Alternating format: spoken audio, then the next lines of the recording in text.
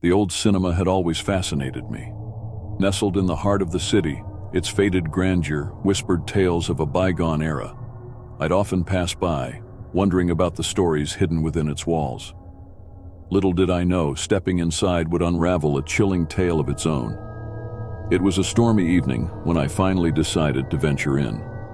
The heavy rain drummed a haunting rhythm on the roof, and the lightning cast eerie shadows through the dusty windows.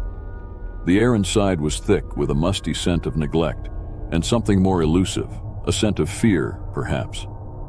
As I made my way down the creaking aisle, the rows of seats stood like silent sentinels, witnesses to decades of flickering images and fleeting emotions.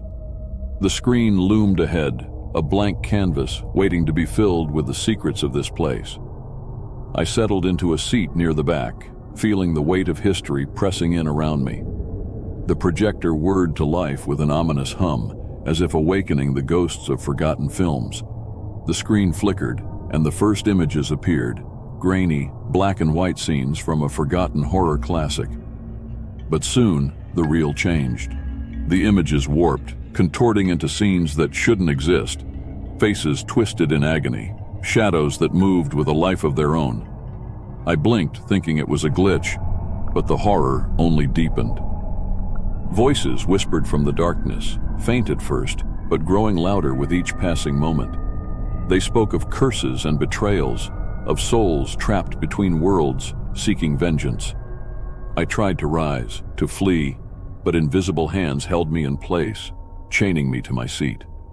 Suddenly, the cinema was no longer empty. Shadows danced in the aisles, taking shape with every pulse of the projector's light.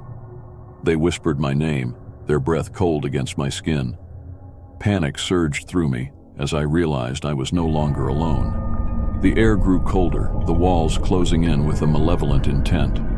The screen now displayed scenes from my own life, moments of joy and sorrow, laid bare for these spectral witnesses.